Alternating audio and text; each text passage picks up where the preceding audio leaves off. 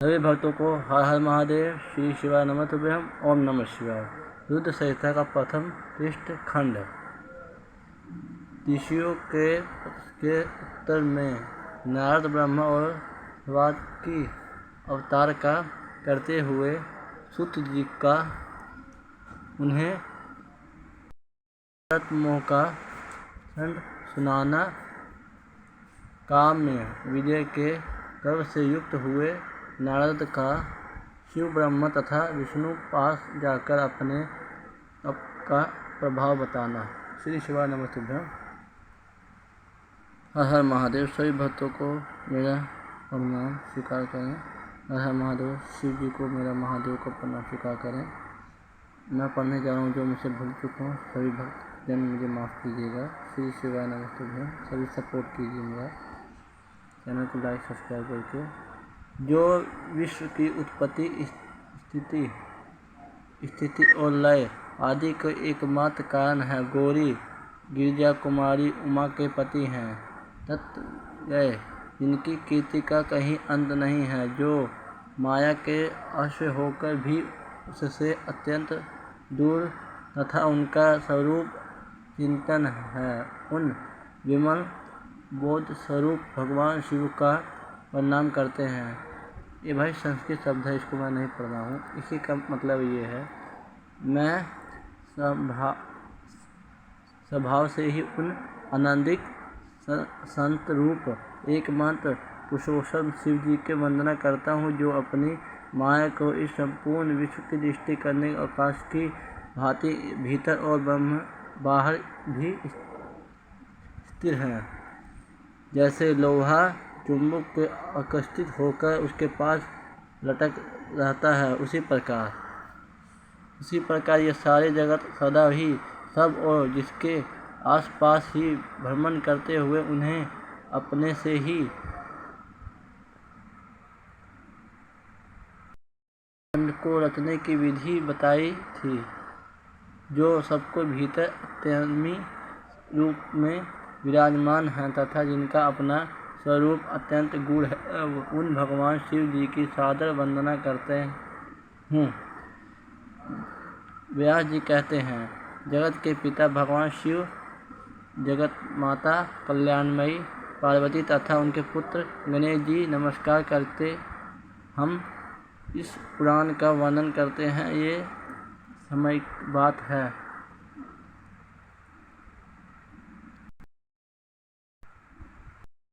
नियमित शरण में निवास करने वाले शोधक आदि सभी मुनियों ने उत्तम भक्ति भाव के साथ सूत जी को पूछा। ऋषि बोले, महाभाग सूत जी, विद्वेश्वर संहिता में जो मध्य साधक खंड नाम वाली शुभ और उत्तम कथा है, उसे हम लोगों ने सुन लिया। उसका अधिभाग बहुत ही रमणीय है तथा शिव भक्तों पर भगवान शिव का सत्य प्रकट करने वाला विद्वान और अब भगवान शिव के परम उत्तम स्वरूप का वर्णन कीजिए। साथ ही शिव और पार्वती जी के दिव्य चरित्रों का पूर्ण रूप से श्रवण कराइए। हमें पूछते हैं कि निर्गुण महेश्वर लोक में जगत गुरु कैसे ध्यान करते हैं।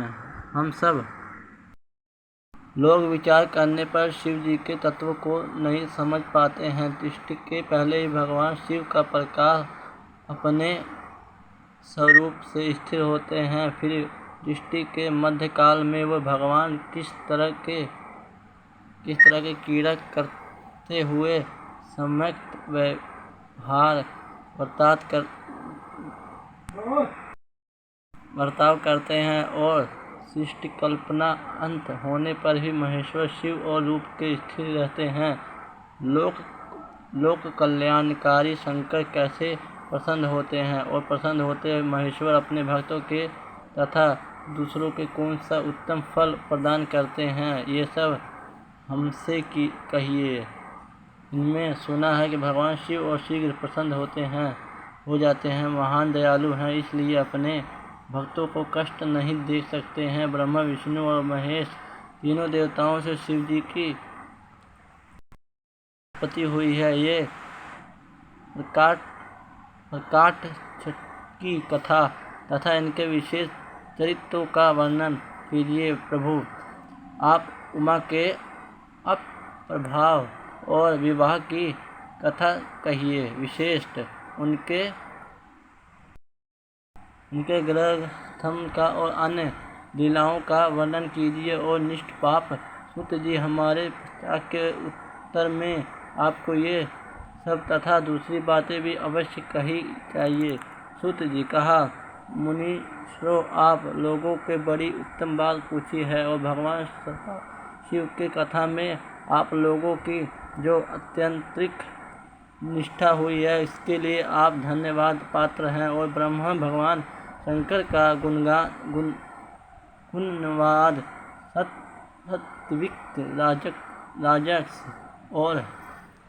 राजस और तामस तीनों प्रकृति के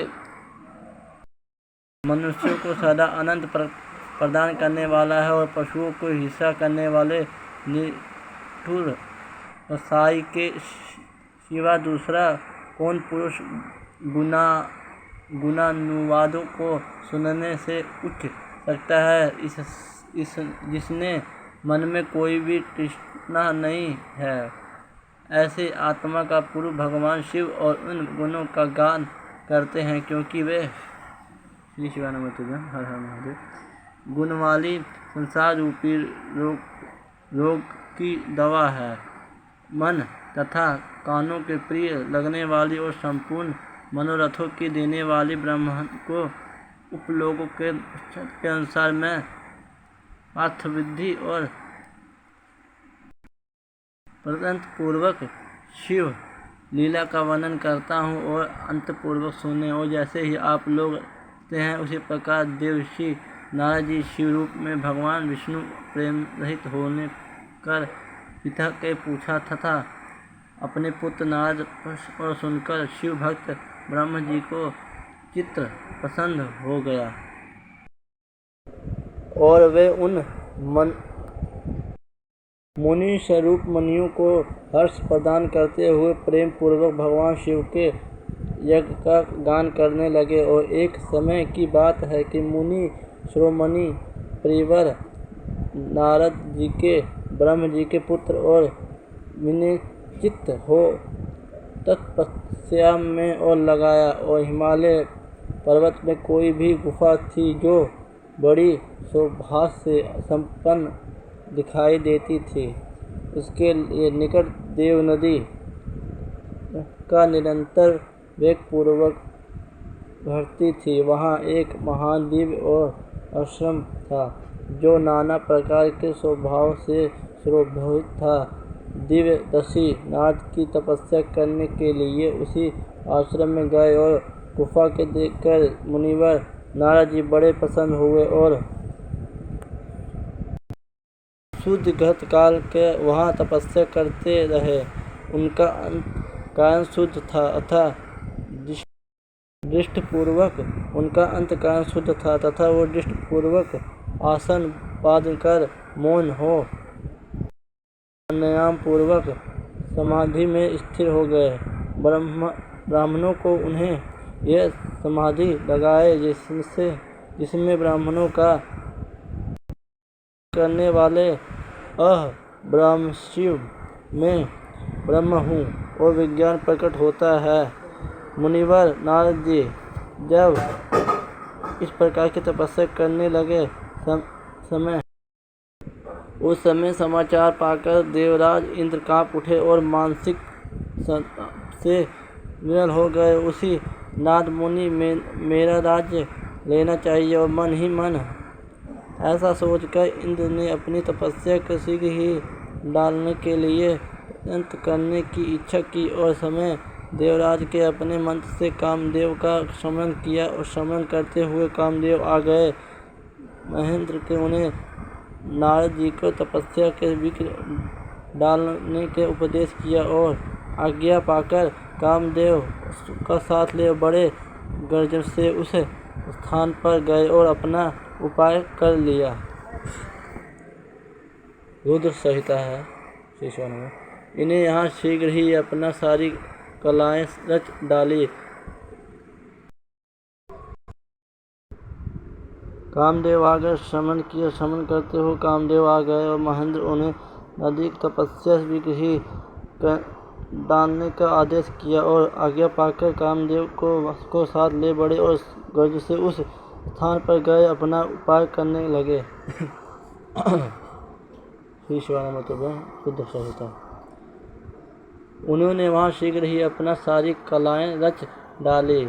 वसंत की मदतमय होकर अपना प्रभाव अनेक प्रकार से प्रकट किया और मुनिवरों को कामदेव और वसंत के अथम प्रत्यय करने पर वो नारद मुनि चिंतन में विचार नहीं उत्पन्न हुआ। महादेव जी के अनुग्रह से उनके दोनों का गर्व चूर्ण हो गया। शौनक आदि महर्षियों ऐसे होने पर भी जो कान तथा अर्थपूर्वक सुनो और महादेव जी की कृपा से ही नारद मुनि पर कामदेव कोई प्रभाव नहीं पड़ा। पहले ही वह आश्रम में कामशत्रु भगवान शिव जी के उत्तम तपस्या की थी। वही उन्हें मुनियों के तपस्या नाश करने वाला कामदेव को शीघ्र भस्म और कर डाला था। उसी समय रतिन ने कामदेव की पुण्य जीविका करने के लिए देवताओं प्रार्थना किया कि तब वो देवताओं आने समस्त लोगों का कल्याण करने वाले भगवान शंकर के याचना की। उनके याचना के करने पर वह बोले, देवताओं का कुछ समय व्यतीत होने के बाद कामदेव जी और जाएंगे, परंतु वहाँ उनका कोई उपाय नहीं चल सकता है। अमरगण यहाँ खड़े होकर लोग चारों ओर जितनी ही दूर की भूमि को नेत्र से देख रहे पाते हैं, वहाँ तक कामदेव की मनु का प्रभाव नहीं चल सकता है। इससे शयन नहीं है। भगवान शंकर की इस उक्त के अनुसार उस समय वहाँ नारद जी के प्रति कामदेव के निजी प्रभाव मध्य अवशेष हुआ। शीघ्र ही वे स्वर्गलोक में इंद्र पास लौट गए और वहाँ कामदेव ने अपना सारा वृत्तांत और मुद्रा का प्रभाव किया। और सुनिए, तत्पश्चात इंद्र की आज्ञा से वास्तविक साथ अपना ही स्थानों को लौट गए। उस समय देवराज इंद्र बड़ा विस्मय हो गया। उन्हें नारद जी को भूरी प्रशंसा की और परंतु शिव जी के माया से मोहित होने के कारण उस वृत्तांत को श्रवण न कर सके और विस्तार में उन्हें संसार में भीतर सभी प्राणियों के लिए शंभु की माया को चरणों में अपना अंक समर्पित कर लिया और उस भक्तों को छोड़कर श्रेष्ठ सारा जगत उनकी माया मोहित हो जाता है। नारद जी भी भगवान शंकर की कृपा से वहाँ चिरकाल तपस्या लगे और उन्हें अपनी तपस्याओं में पूर्ण समझा कि तब वह मुनि अपने विरक्त हो गए और कामदेव जी मेरी विजय हुई और ऐसा मानकर मुनि मैंने व्यर्थ नहीं गर्व है और भगवान शिव जी की माया इससे मोहित होने के कारण वह यथार्थ बताकर ज्ञान कामदेव जी को पराजित होने पर भगवान शंकर का प्रभाव ही कारण है। इस माया के अत्यंत मोहित और मुनि और नारद अपना काम विजय संबंधी के वृत्तांत और ताने के लिए तुरंत कैलाश पर्वत पर गए और उस समय वे मानस से उत्तम हो रहे थे। रुद्रदेव को नमस्कार करके गर्व से भरे हुए मुनि ने अपना आप को महात्मा मानकर तथा अपने प्रभाव से कामदेव पर अपनी विजय समझकर उनमें सारा वृत्तांत कह सुनाया। और ये सब सुनकर भगवत्सल भगवान शंकर के नारद जी से जो अपनी शिव की ही माया से मोहित होने के कारण काम विजय के यथार्थ कारणों को नहीं जानना चाहते थे, वो अपने विवेकों को भी खो बैठे था। कहाँ रुद्र बोले, तात नारद तुम बड़े विद्वान हो और धन्यवाद है पात्र है, परंतु मेरे ही बात ध्यान देकर सुनो और आपसे फिर कभी ऐसा बात कहीं भी न कहना, विशेष भगवान विष्णु के सामने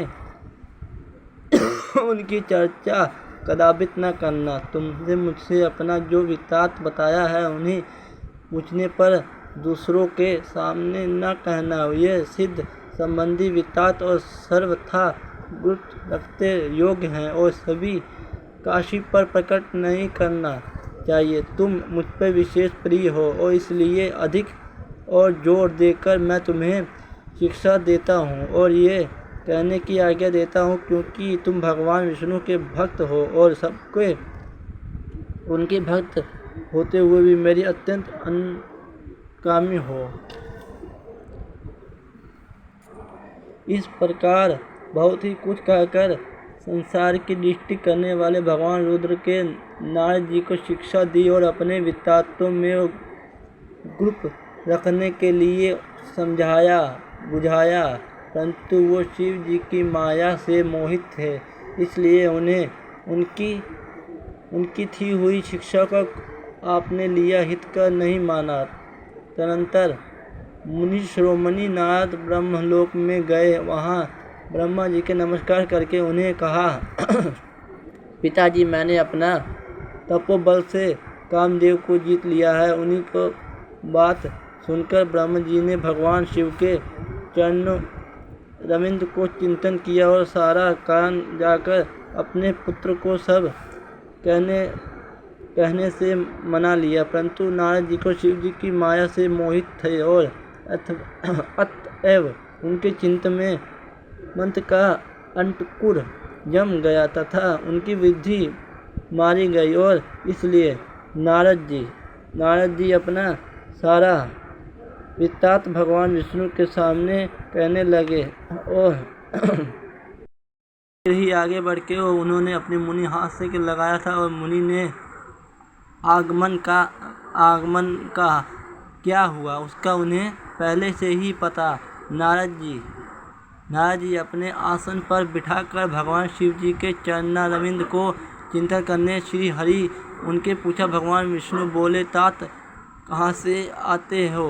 वहाँ लिए तुम्हारा आगमन हुआ और मुनीश्वर तुम धन्य हो, तुम्हारा सौभाग्य मन से ही पवित्र है। और भगवान विष्णु ये वचन सुनकर गर्व से भरे हुए नारद मुनि को मद से मोहित होकर अपना सारा वृत्तांत बड़े ही अभिमान से साथ कह सुनाया और नारद मुनि ने वह युक्त वचन सुनकर मन ही मन भगवान विष्णु की काम विजय के अर्थात कारणों के पूर्ण रूप से जान लिया। तत्पश्चात श्री विष्णु बोले, मुनिवर हो, तपस्या हो, भंडार यही हो, तुम्हारा हृदय बड़ा आधार है। तुम मुनि जिसने भीतर भक्ति ज्ञान और वैराग्य नहीं होता है, उसी मन में समस्त दुखों का देने वाला काम मोह आदि विकार शीघ्र ही उत्तम होता है। तो नष्ट ब्रह्मचारी तुम ही सदा ज्ञान वैराग्य और युक्त रहते हो और फिर भी तुम्हें काम विकार कैसे आ गया है? तुम तो जन्म से ही निर्विकार तथा शुद्ध बुद्धि वाले हो। श्री हरि की कही हुई ऐसी ही बहुत सी बातें सुनकर मुनि शिरोमणि ने नारद जी को जोर से हंसने लगे और मन ही मन वे भगवान को प्रणाम करने का बोले। नारद जी ने कहा, स्वामी, जब मुझ पर आपकी कृपा है और तब बेचारा कामदेव अपनी क्या प्रभाव दिखा सकती है। ऐसा कहकर वो भगवान से चरणों में मस्तक झुकाकर इच्छा अनुसार विचार वाले नारद मुनि को वहाँ से चले गए। सभी भक्तों को श्री शिवाय नमः तुभ्यं। हर हर महादेव। शिव महापुराण की कथा आपको रुद्र संहिता पहला अध्याय मैंने आज शुरू किया है। सभी भक्तों को चरणों में प्रणाम। श्री शिवाय नमः तुभ्यं। हर हर महादेव, हर हर महादेव। सभी भक्त जन चैनल को लाइक सब्सक्राइब करें, शेयर करें। शिव महापुराण कथा सुनने के लिए चैनल को सब्सक्राइब जरूर करें। हर हर महादेव। श्री शिवाय नमः तुभ्यं। ओम नमः शिवाय, ओम नमः शिवाय, ओम नमः शिवाय, ओम नमः शिवाय।